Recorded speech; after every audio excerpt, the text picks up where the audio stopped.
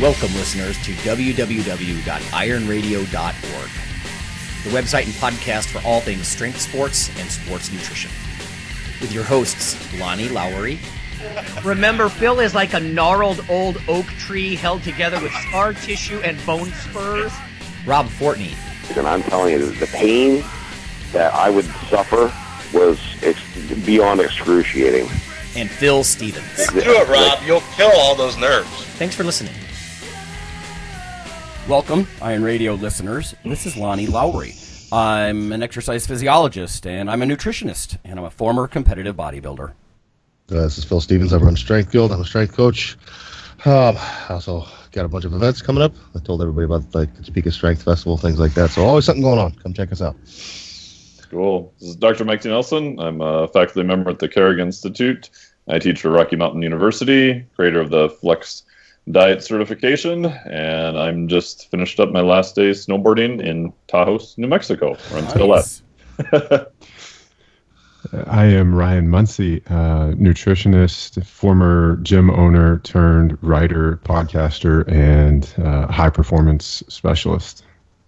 You're going to fit in nicely. Okay. Yeah. Looking forward to it, guys. Thanks for having me here. All right, we have two little bits of mail. One little bit of science, but we're going to keep that pretty brief today because we want to get to Ryan's origin story. And after the break, everyone, our topic is going to be the mental and emotional side of training and recovery. So I think we've always over the years tried to emphasize a little bit more on the mental side of things. So this is your opportunity to get in with that. Okay. First mail. This is from Bob. He says, hi, guys. I want to thank you for years of dedication to Iron Radio. It's my favorite podcast. I listen to every episode. I look forward to each new episode every week as well. I admit that over the years I have been a quote-unquote deadbeat listener since I haven't contributed to the funds drives. However, I would like to offer an idea to assuage my guilt. Nice. Basically, he's suggesting affiliate links with Amazon and that sort of thing. So, Bob, I will follow up on that. We do a little bit of that with our Iron Radio store, but it's not something that, honestly, I've given enough attention to. I'd like to get one of our, Iron Radio interns to sort of spruce up our store a little bit, too, and integrate it with, the larger level stuff that Phil does and everything else. But he said, I think it may be a way to bring extra funds to Iron Radio to support the great work that you do. I, for one, would do it all the time. So thank you for reading, and thank you for years of advice. I look forward to many more, Bob. So it's a nice email. Thanks, Bob. Nice. Yeah. He's worried about, concerned about our financial stability. I think we're okay. We keep it pretty low end, which is why we could keep doing this. The next is from Grant. Mike, you know Grant Slack. Grant's been on the show before. I was going to say, is it Grant Slack? Yeah. He sent me a thing. He says, hey, Dr. Lowry, I hope I'm not bothering you. I was just listening to a show. I'm pretty behind on the coffee conference you went to, and I had a question about cold brew coffee. From what I have read, it seems to have higher caffeine content, especially the way I brew it, haha. But do you know what it does to some of the other bioactive compounds? I have not read much about that.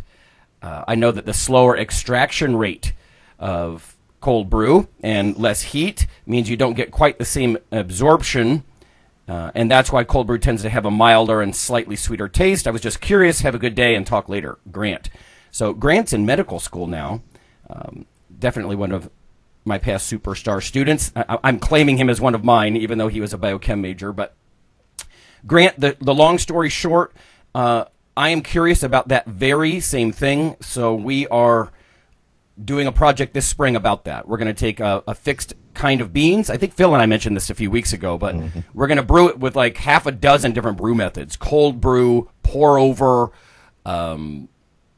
vacuum brew. Mike and I saw some of those wild things like that in the past, So we're going to brew it in many different ways, and this is relevant to listeners partly because, you all know we like coffee. I like my coffee. It's something I do in the lab. It's something I do before I work out, and Mike is always sending me cool studies. I just got that one, Mike, by the way, about the better carbohydrate storage, the glycogen deposition.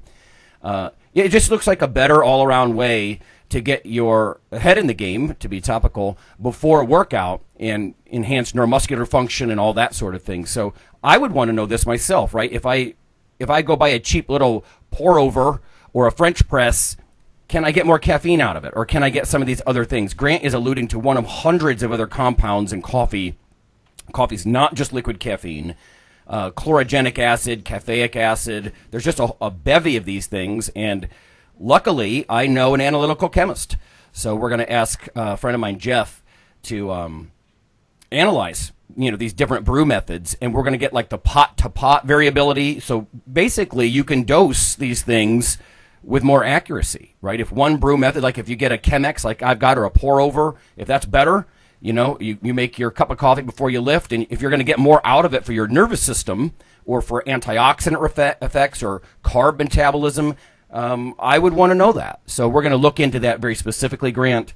I'm going to try not to go off on a nerd tangent, though. So yeah, I was going to tell you, Lonnie, that long story short, I'm doing a position stand helping with it on caffeine, and I just found this one came out in December 21st, 2017. The effective time, roasting temperature, and grind size on caffeine and cholinergic acid concentrations in cold brew coffee. Oh, so if you look up the last name author, Fuller, I'll send that over to you. It's actually open access too. And the short version is the caffeine content looks to be a little bit higher, but they only ran, looks like 4 samples.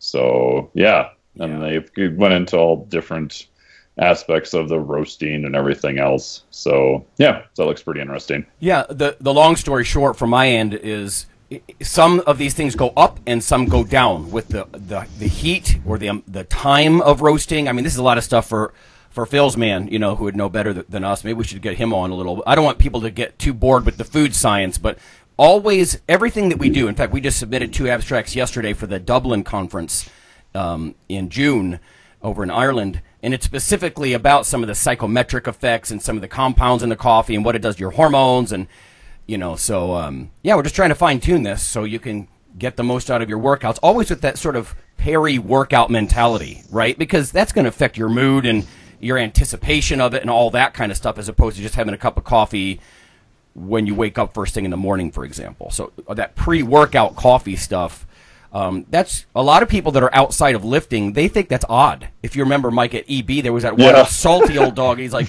that is the weirdest thing I've ever seen. I'm like, well, that's what all the crazy kids are doing it these days. So anyway, I have one last little bit quickly before we get to Ryan. The problem of curcumin and its bioavailability. Could it enhance, could its gastrointestinal influence contribute to its overall health-enhancing effects? This is Advances in Nutrition, February 2018. I mean, now. This is so hot off the press, it's burning my hand.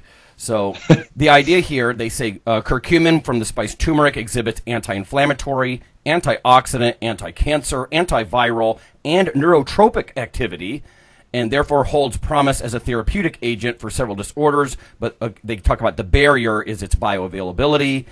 So this review basically proposes that maybe you don't need to absorb huge amounts of it. I mean, you might only absorb single-digit percentage, right, of a curcumin dose, and Mike and I have talked about that before, but they're suggesting that a lot of its effects may be through your gut microbiome.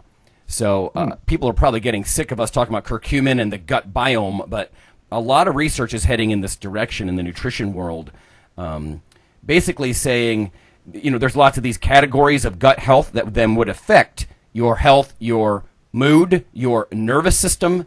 So it says the intestinal microbiota, intestinal permeability, gut inflammation, oxidative stress, and even different fungal, parasitic, or bacterial infections are all sort of affected by curcumin.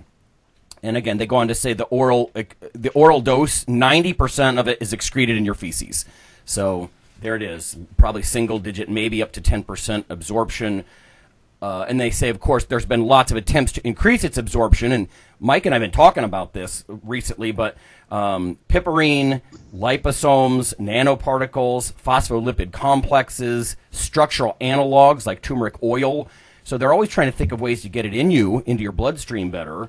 But then it goes on to say, the microbiota do many things. There's lots of two-way talk with the brain and the body and that sort of thing. So maybe the effects mostly happen in your gut. It says the microbiota regulates and manufactures neurotransmitters like serotonin and GABA. It has a bidirectional gut-brain communication that influences neurogenesis and synaptic plasticity. So maybe you don't have to absorb the full amount, and I think that's sort of where they're going with this. They say the microbiome can be affected by diet, antibiotics, sleep, and exercise, and I think we know a lot of that stuff. In several animal studies, curcumin has been shown to influence the diversity of your gut microbiota. They say when curcumin was added to a high-fat diet, this is a rat study, the composition of the gut microbiota shifted more toward that of a lean comparison rat compared to what they had going on originally. So you can sort of get this favorable change. The conclusions in this, and I'll put a little figure up on our Facebook listeners page, but that curcumin seems to influence the composition of our gut microbiota. It modulates intestinal permeability, right? You don't want too much of that permeability. You want to keep certain things in your gut, in the gut, and not coming into your bloodstream. Modulates inflammation and oxidative stress, and has an influence on various types of infections. Moreover, curcumin was shown in one animal study to reduce even the anaphylactic response to food allergens. So I know a lot of people are concerned about, gluten and any number of things as being allergenic, and then the curcumin may work through that way too. So interesting different ways that curcumin may work without actually getting much in your blood. So yeah, that's. What's your thoughts on that, Ryan? Since I know you've worked with curcumin in the past and probably still do. Yeah, it's really interesting. You mentioned that you had talked previously about different ways that people are trying to increase bioavailability. With my experience at Natural Stacks, the Natural Stacks version of curcumin it uses something called Novasol technology, and that's a patented form. So you can find that technology in either Natural Stacks. I know Solgar uses it, but essentially what they've done is taken curcumin and turned it into a liquid micelle. So that puts it in a more bioavailable form, and the body can absorb, I think the number was 185 times better absorption than a traditional curcumin powder. Wow. And you guys may have talked about this previously on other shows, but if you're going to supplement with it, make sure you're actually taking curcumin, not turmeric, because turmeric is only 3% by weight curcumin. So most people don't even know that part of it. So, don't bother taking turmeric or turmeric powder. Make sure it is curcumin. And then, yes, look for ways that we can increase that absorption. So, these liquid micelles, that Novasol technology is really fascinating. Of course, if you do take a powder, then, something like the black pepper, that's why you always see that added. One of the most common questions we got or that I heard with the Natural Stacks, the liquid micelle, is, why is there no black pepper added to this? And the answer is because it is a liquid micelle, you're increasing the absorption without needing that other component to do it. Right, yeah, makes sense. What caught my eye about that was the influence on neuroplasticity or even synaptic function, right? So whether it's central nervous system and mood and that sort of thing, or even peripheral, wouldn't it be interesting to do a multi-week, multi-month study and look at things like stretch reflex or, rate of force development or things that might be neuromuscular and actually help a lifter, because of these sort of neurosupportive kinds of things that it might provide. So, I think when people ask me, like, in the last 5 or 10 years, what's one of the biggest topics that we really didn't recognize as much before that's coming to the forefront in number of publications every year and that kind of thing, curcumin is high on the list. It's one of the things that I sort of have some buy-in at this point, and I'm usually such a curmudgeon, it takes quite a bit for me to get excited about something. So that's why we talk about it quite a bit, I think. Yeah, I think in the future it'll be interesting too as we start to segment out antioxidants on their different effects. in terms of like curcumin and green tea or ginger or things that may act more of a hormetic stressor versus kind of the classical antioxidants like vitamin C. There's some scan research, but some data showing that they act in different ways. And vitamin C in high doses may blunt some of like the responses to adaptation, but other ones, green tea and berries and things like that, don't seem to have that same effect, even though they're all kind of lumped together as antioxidants. Yeah, it's such a broad, category. Yeah. All right, Miguel, why don't you take the reins and let's learn about Ryan's beginnings here. Yeah, so we always like to go back into the origin story and just kind of give us some history of how you got into fitness and just how you got to where you're at right now. So fill us in. All right. So I grew up playing sports. I was an athlete my whole life, and I went to college at Clemson University. I was not a good enough athlete to play sports there. So I had to fill that competitive void with something, and that was where I found the weight room. I was fortunate enough to have a best friend who was a year younger than me in high school who actually got a track scholarship to Clemson. He was a high jumper.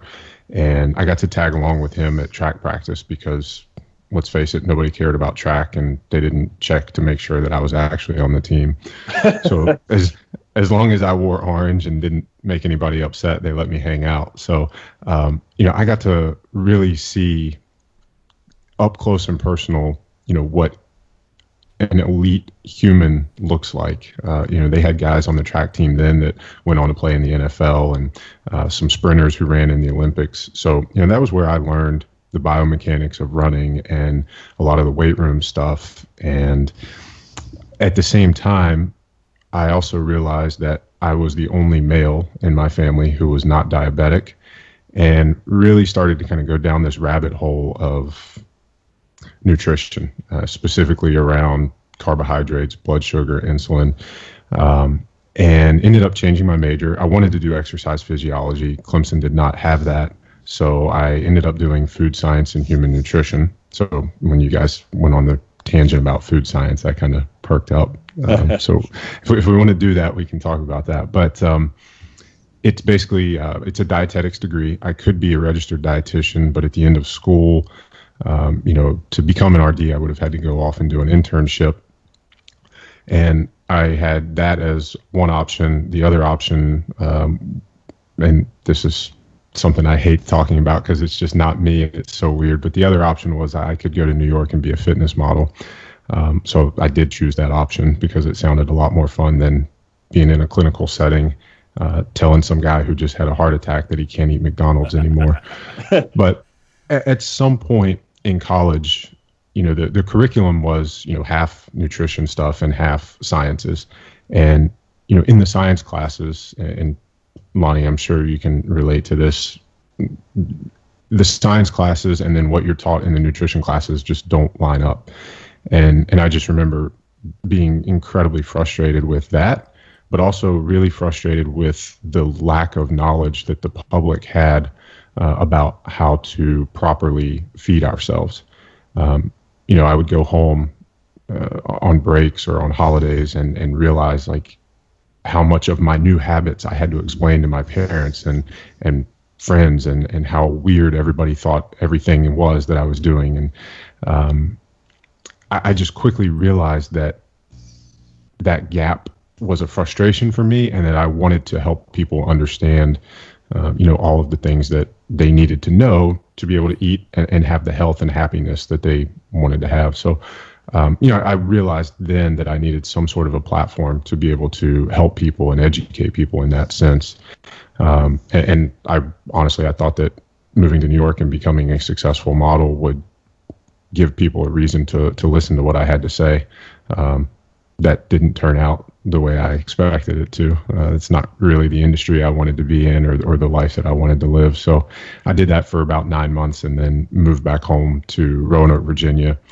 Got a job as a personal trainer at a Gold's Gym there. And I joke and say that if there was an article published on T Nation or Elite Fitness prior to 2010, I've probably read it. I spent way too much time reading those articles and forums, and not way too much time. It served me well. And I ended up opening my own gym, House of Strength, in 2012 in Roanoke. I did write for those sites a few times, and got to write for Men's Fitness, Men's Health. Sold the gym in 2015, and at the end of 2015, beginning of 2015, I had the opportunity to take over hosting the Optimal Performance podcast for Natural Stacks, and that's where I started working full time with them, and sort of learned a whole lot more about the supplement industry and FDA compliance, and talking about curcumin, we'll use that as an example. Despite the fact that there are studies that show that curcumin can arrest cancer cells, you can't make that claim when you talk about curcumin as a supplement. So there's a lot of frustration there too, in terms of what we can talk about, and or when I say we, like what a supplement company can talk about. Now you guys can talk about it. You can talk about those studies because you're not selling the supplement, but that's a really frustrating thing there as well.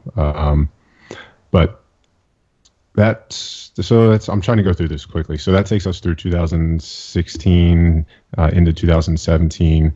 Last year, I wrote a book that'll be coming out in February of 2018, and kind of to correspond with the book, I've started my own podcast, Better Human Project, and parted ways with Natural Stacks, so that everything I do with my book and this new show can kind of make sure that it's my audience and not overlapping with their audience as well. So I think that's the shortest version I can give you of the origin story. Nice. And do you mind talking about why you left the modeling industry, or do you prefer just to skip that whole area of your life?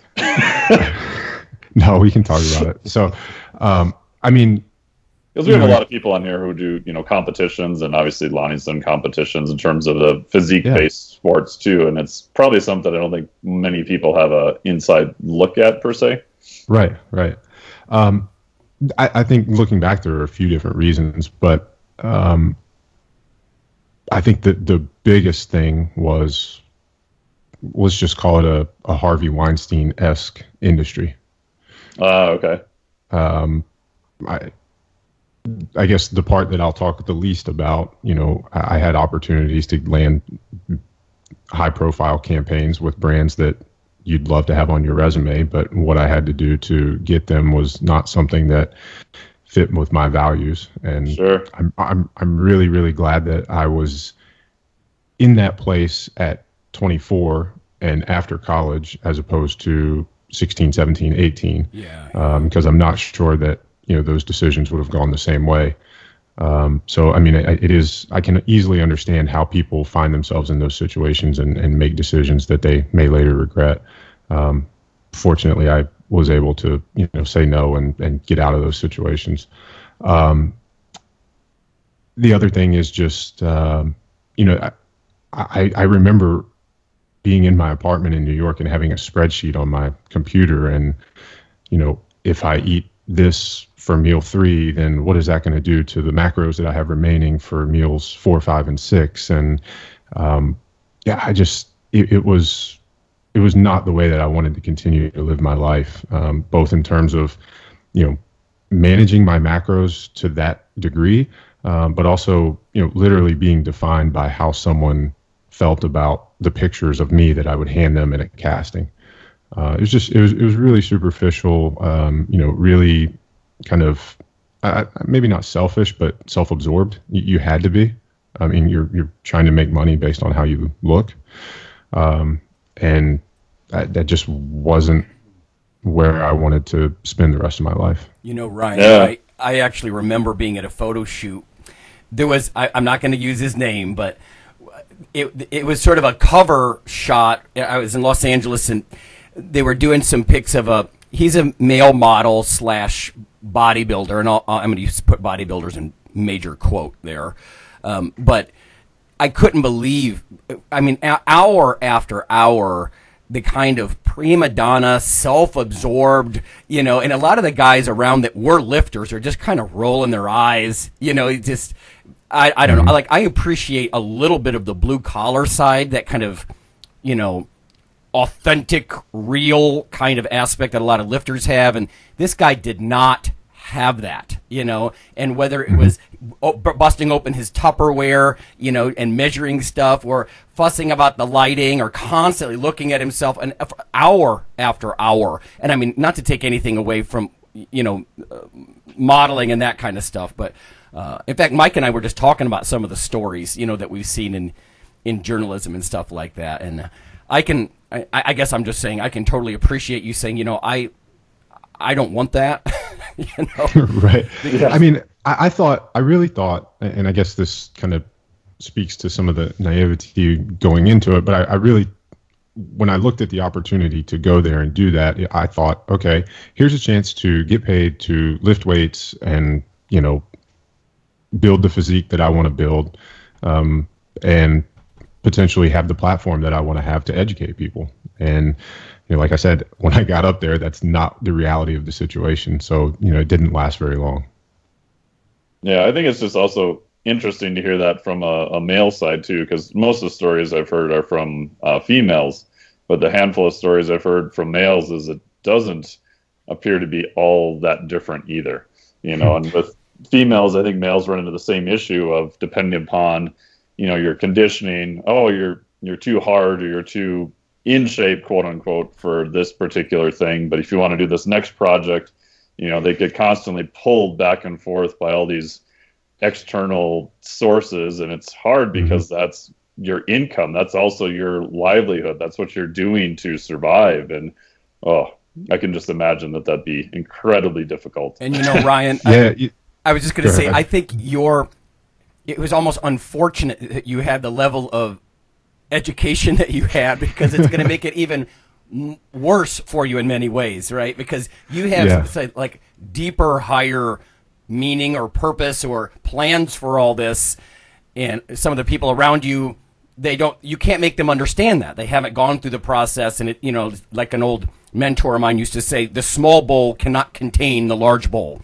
So right. So here's you talking to the small bowls, and not the same goals. Maybe I think it might have actually made it harder for you in the long run to enter that after college, because like you said, it feels shallow, or sort of meat market kind of in a way, like you're a commodity maybe, and I mean, I don't know what absolutely. you experienced. Yeah, commodity is such a great word for it, because I mean, you go up there, and I mean, when I would go to the gym in college, I mean, or I did some competitions, and you're a bigger fish in a smaller pond, and then you go to New York City, and I mean, dime a dozen. I mean, you go to any given casting, and there's 300 guys, and like, well, why are they going to choose me? And it really is hard to kind of wrap your head around that, and it takes a special person to be able to go to hundreds and hundreds of those year after year and stay in that industry. So I have a lot of respect for people that can do that and not let it kind of mess with their psyche. But Mike, you made a great point. I would go to some, and like I'd go to a high fashion type casting, and they'd give me pants to put on and walk, and my legs. I remember there was one. It was either Gucci or Versace, I can't remember, but they had these like brown stretch pants, and literally they just laughed, and they're like, you look like sausages, because I'm tall. I'm like 6'1", and at the time I was about 180, so pretty lean by bodybuilding standards or meathead standards, but huge compared to like fashion.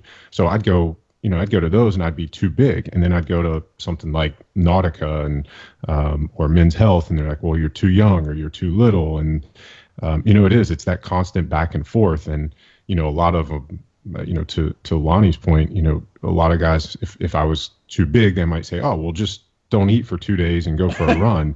And I'm like, no, that's not how I'm going to get smaller or lose a little bit of this mass. And so it was really weird and pulled in a lot of different directions. And I think in a way maybe I was maybe too smart, but in a way I'm glad that I was kind of at that point in my development. Even aesthetically, I think it's funny the values, like, and I know Phil would agree with this, but like a lot of powerlifters and and competitive bodybuilders, they're going to value stuff that maybe the male models, it's not the look. You know, like you don't want huge ass, huge legs, big back, you know, as opposed to like more of the chest and biceps kind of look. You know, in my opinion, this is my bias, and take this the best possible way. But, you know, a lot of these male, they're so anterior dominant. They're kind of what I would call a kite physique. Like you can't be too thick or too deep, you know. But they want some width to your shoulders, but they don't want your legs and your butt and your back very big. And that's blasphemous to me to even say that, you know, like right. Even aesthetically, it doesn't always match, you know. Right. Yeah, you're right. There's a much different look that the people in the casting department want versus, you know, I consider myself a meathead then and now. And, you know, I was not going to change the way I trained to build a body that they wanted. You know, even now I can't find shirts that fit, you know, my lats and the length of my arms. You know, it was always weird, you know, when they would put clothes off the rack on me, nothing ever fit. Yeah, well, thank you very much for sharing that. I appreciate that. We get to get a little sneak peek inside. Yeah. Cool. Well, we'll take a break here, and then we'll get into the topic of the day.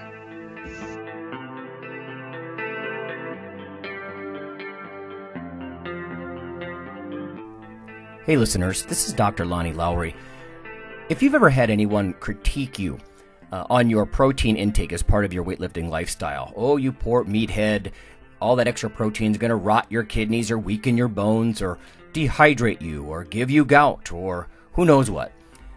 There is a book available. You could simply Google CRC Press and Lowry. And what I've done is reach out to experts all over the world and create a book, a single compendium that you can hold up and say, this is why I consume extra protein.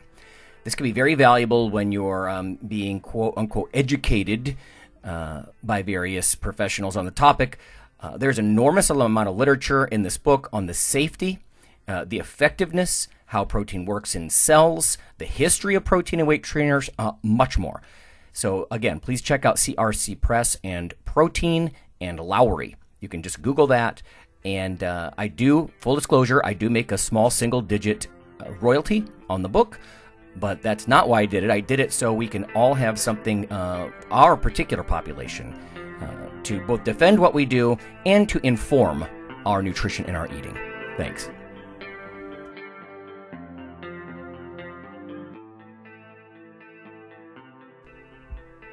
Iron Radio is, of course, primarily a podcast.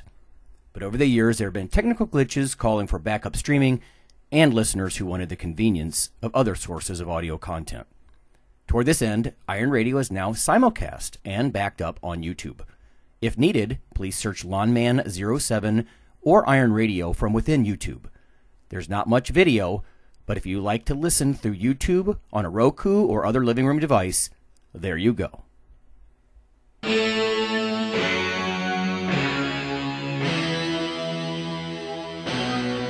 Like your weekly fix of Iron Radio?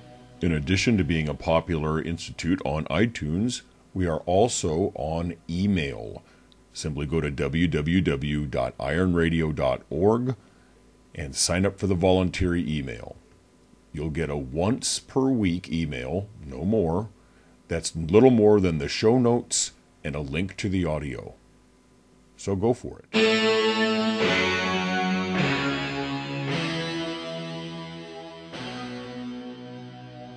So we're back from break here. This is Dr. Mike T. Nelson, Dr. Lonnie Lowry, Coach Phil Stevens, and we're talking today with Ryan Munsey about the more kind of the mental and emotional side of recovery, which I think is something that isn't talked about a whole lot.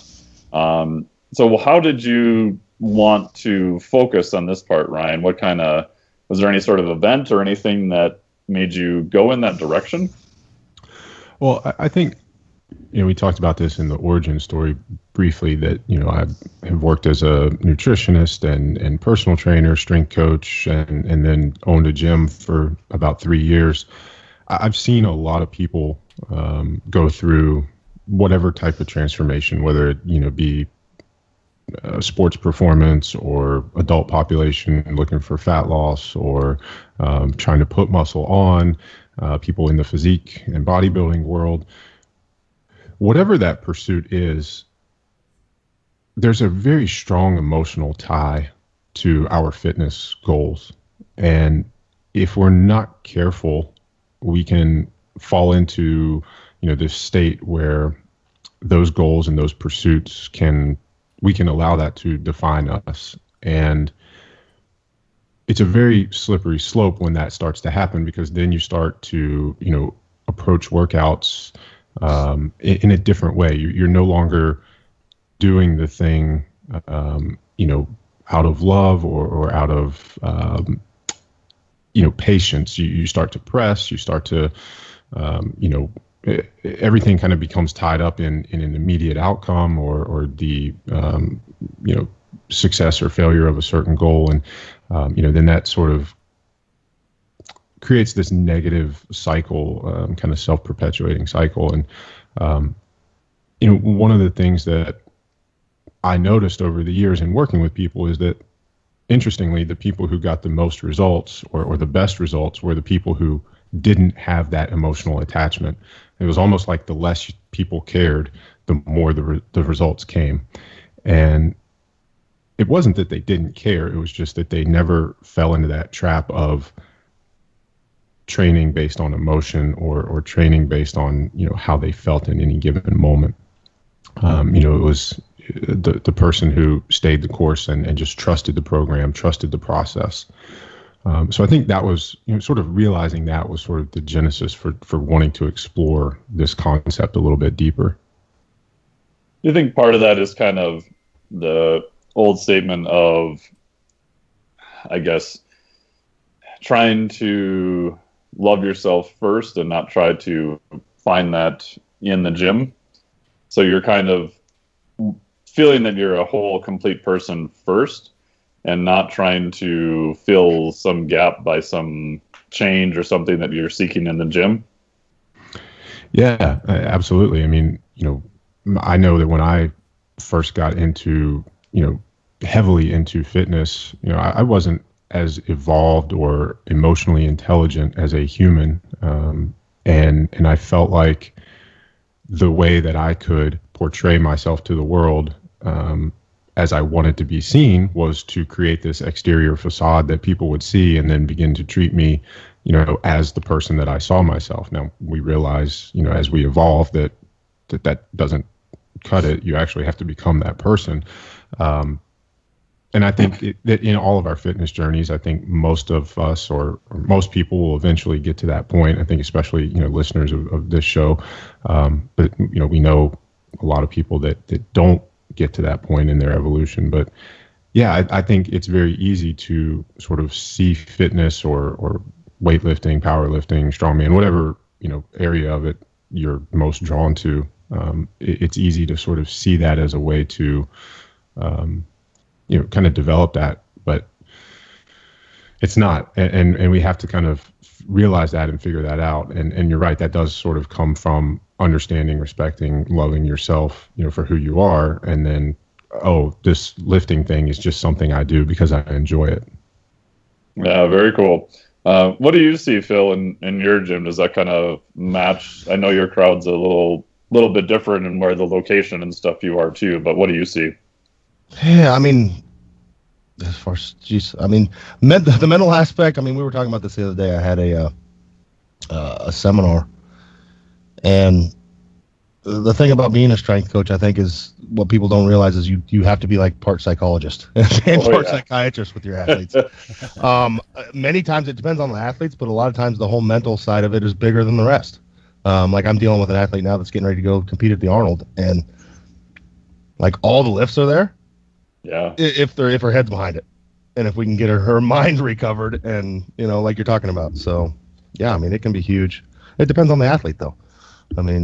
So. Yeah. What do you see, Lonnie? I know with nutrition, you see a lot of, I want to say, more of the psychological side too.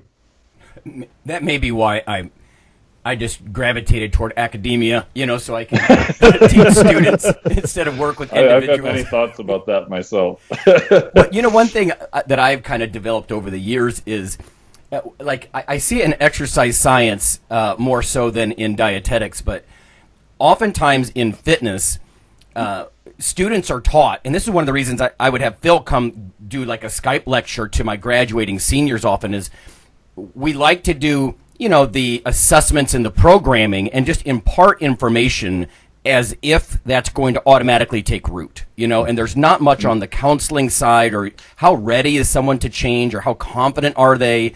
Like, what are some of those behavior mod aspects, and even recipes? People kind of laugh sometimes, oh, Lonnie, that's sort of peripheral, and you took these like food science related cooking courses, toward your license to practice and this and that. And I'm like, but recipes are the linchpin, right, between knowledge and action in many ways. If you don't have any skills in the kitchen, or you don't even know what you eat like the same 5 foods in, repetition like that. It's hard for those people to kind of break out of that and make the kind of changes that you hope they make. And whether that's strength or eating or whatever, right? There's always the psychological aspect, whether it's emotional investment and weight management, and some of the concerns that those people have, or body image, or, what I mean? We can't just impart information and pretend that that's the end of the process. Imparting information is the beginning, not the end of getting an athlete or a mom, middle-aged mom to get the kind of self-actualization that they want out of it. So that's my take on that. That's absolute. Yeah, I was just going to say that's absolutely. It's so true and so accurate, and that's the thing that I'm exploring in this book that's coming out. It's called "Fuck Your Feelings." I hope we can cuss on the show. Oh, yeah. But essentially, it's a neuroscience explanation of why some people succeed and some people don't, and it is, how do we take control of that mental side? How do we master our mind and accomplish any goal? Because, like Lonnie just said, it's not a lack of information that prevents us from accomplishing whatever we want to accomplish. There's a quote, I forget who said it, but it's something like, if it was simply a matter of information, we'd all be billionaires with 6-pack abs. You can get online and find anything you want to find, but it comes down to the implementation of this stuff and how we spend our time and what our daily habits and practices look like. And that's the thing that fascinates me. Why do you have some people who, can become Olympic athletes or special forces guys or, world champion powerlifters, but then there's other people who say they want to accomplish these things and then they fall short of it. And to me, and what I found in my research and experience is that it just comes down to, how you spend your time and what choices you make on a daily basis. And so that's really what the title of the book means. There's a neuroscientist, Antonio Damasio, who found that 95% of our decisions are made based on how we feel in that moment. Mm-hmm. So if you're constantly making a choice based on how you feel at that moment, the odds of you staying the course or following through on this long-term plan, those odds are gonna decrease. And the longer it takes you to reach that goal, the bigger the plan, the more of those little touch points or decision points you're gonna have where you either go the right way or you go the wrong way. And it's, if you look at anybody like a Richard Branson or an Oprah or an Olympian, they've found success because they've figured out how to, override their biology and do what they're supposed to do, regardless of how they feel in that given moment. Yeah, I think the quote was Derek Sivers. I could be wrong on that, but that sounds right. Yeah, Damasio stuff is really fascinating. I first read the book Blink by Malcolm Gladwell years ago, and a lot of Damasio's research was in that book too. And so what would be kind of like 1 or 2 practical tips for people listening? They're like, okay, I kind of buy with what you're saying. Okay, like what would be something that they could apply both like maybe in the gym or at home? Yeah, so since we're talking about sort of the emotional side and recovery, Heart rate variability is linked to increased emotional resiliency. So the higher our heart rate variability, the greater our emotional resiliency is. And if you want an example of that in action, just think about maybe taking a red-eye flight from West Coast to the East Coast and not getting enough sleep. Or if you're a new parent and you didn't get enough sleep before, or any day where you didn't get great sleep the night before, we know that would, in an acute way, decrease our HRV, but we also know that on those days we're going to be a little bit more irritable, a little bit more edgy, and our sort of bandwidth to be able to deal with stuff will be diminished. And that's what emotional resiliency is. It's your bandwidth to deal with things and to make good decisions. So, in the long run, the greater we can keep our, the higher our vagal tone, the higher our heart rate variability, the greater our emotional resiliency is. So it's really interesting, if you're somebody who's into, tracking that, to sort of start to look at, well, how did I feel and how did I, how was my decision-making process on those days where HRV was lower? Yeah, and I find that too, and obviously I've done a lot of stuff on HRV, so for people listening, it's just a way of measuring the autonomic nervous system. So we've got, like Brian mentioned, the parasympathetic side, which is like the brake, or they call it vagal tone. So if I step on the brake harder, my car is going to slow down. Or the gas pedal, so you step on the sympathetic side, the car is going to go a little bit faster. One kind of question we'll wrap up, and then I'll ask Lonnie and Phil's opinion on this too, is one thing I've always thought too is that if you have better heart rate variability, so you're a little bit more on the parasympathetic side, but yet when you go to the gym or something that's maybe a high sympathetic thing, you want the ability to still have that output. But then as soon as you're done, you kind of want that ability to transition back to being sort of rest and recovered.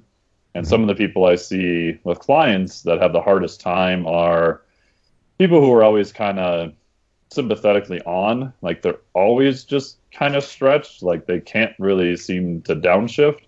And even talking to other coaches and stuff too, like at an elite level, like especially with some hockey players, a coach buddy of mine, he'll look at him and say like, yep, that guy will probably make it 2 to 3 years in the NHL because he just can never downshift into that parasympathetic tone, where some other players are just as good. But as soon as they're done, they can kind of get into that rest and relaxation, and they appear to have a much longer career.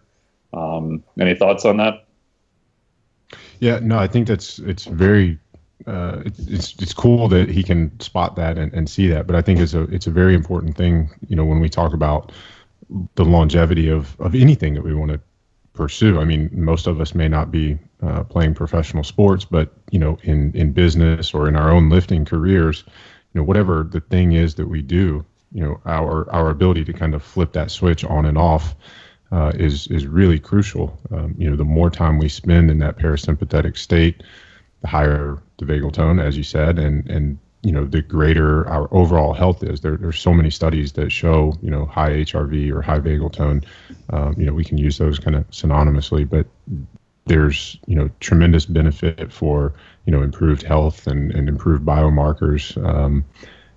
So yeah, I think, even something as simple as just slowing down and focusing on breath or breathing, which is, I think we're starting to see a lot of that in programming now. At least I have seen some of that where people are just building that into sort of the cool down to help people with recovery and to turn that switch off and get into that parasympathetic state faster or sooner.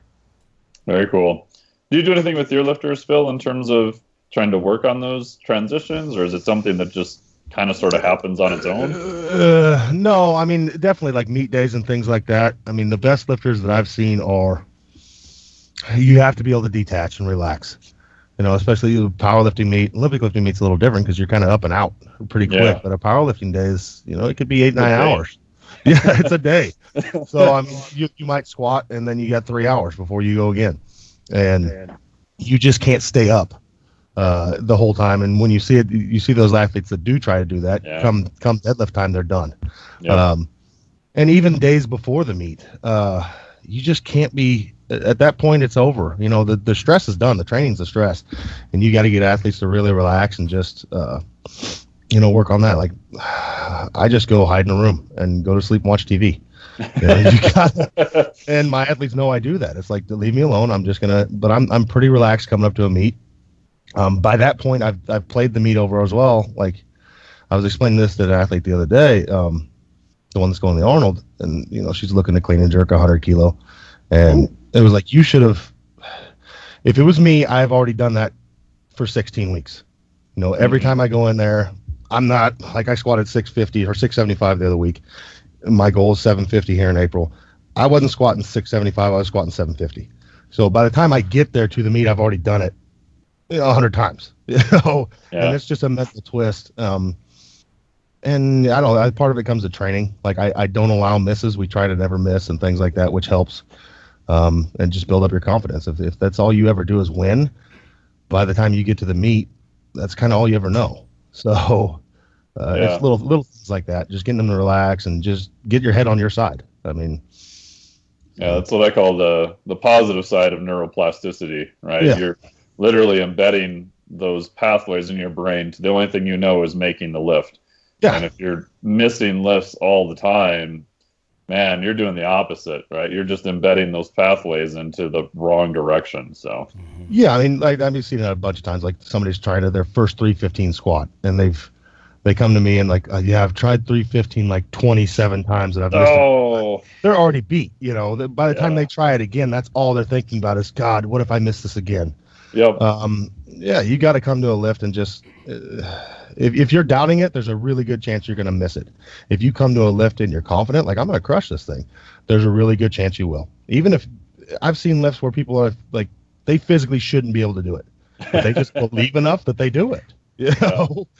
So, any thoughts, Lonnie? I know you've talked about cooling your jets after training and, writing in your journal and reflecting on how training went.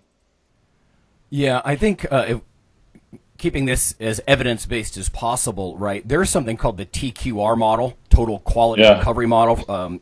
Some of the researchers like Ken Ta and Kelman, there's a book called Enhancing Recovery. It's a textbook, but it's one of the few textbooks. When I bought it, I read it cover to cover. And there's a lot of questionnaires and, trying to get at people's mood. But to your point about positive side of neuroplasticity, it looks at an athlete like a business, and coaches so often, they spend the athlete's resources. It's their job. They apply the stimulus, but they don't do much proactively on the cool your jet side, naps or stretching, meditation, sauna, proactive things to put back the resources that you spent.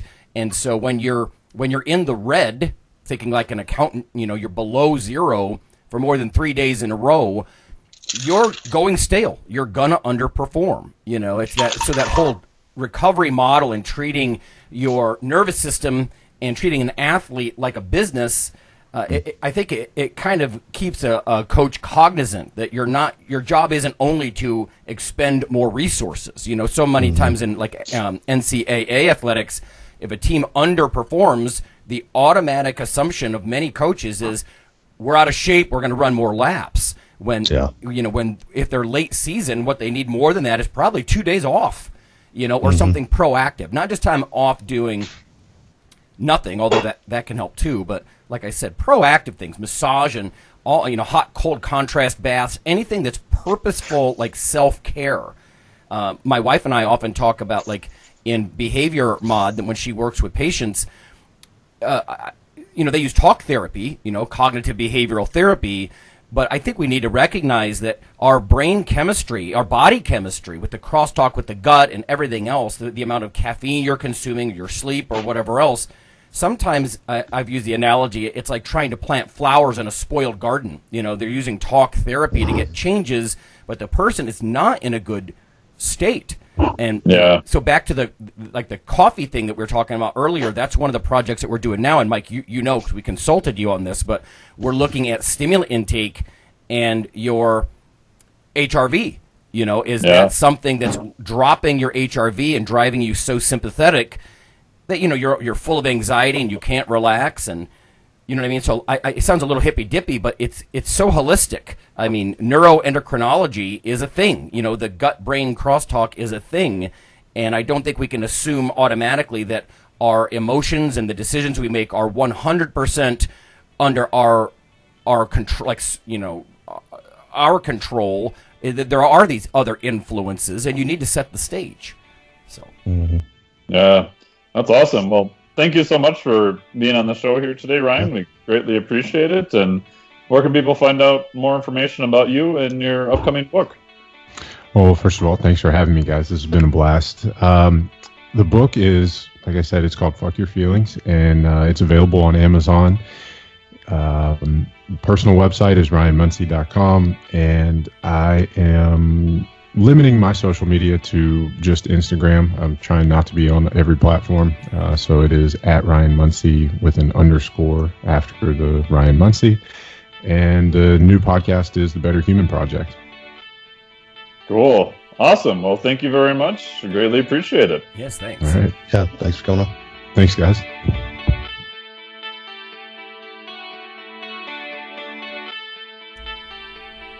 Hey listeners, have you seen the store at IronRadio.org?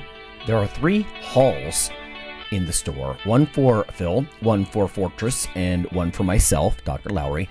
And they're thematic. So you can go into our Halls of Iron store and choose based on your goal. If you need something to learn or read or something nutritional, you can look in my store, Lonnie's store. If you want something about injury prevention or competition, then take a look at Phil's Hall of Iron. And if you want something about motivation or daily training, Fortress's Hall has what you're looking for. There are some fun, heroic descriptors as you browse through the stores. We try to make it a little more fun than the average boring online store. And whether you're a novice lifter or someone more experienced, you can take heart that you're not wasting your time. The things that we put in each Hall of Iron are actually based on our own recommendations. Protein powders that we know to be good, knee sleeves, wraps of some kind, things that Fortress uses in his own training. The stuff you see, you know is good. This way you don't waste time. So check out the Iron Radio store at ironradio.org and let us know what you think on the forums, and certainly you can request products and we will screen them before they go in. So thanks for listening.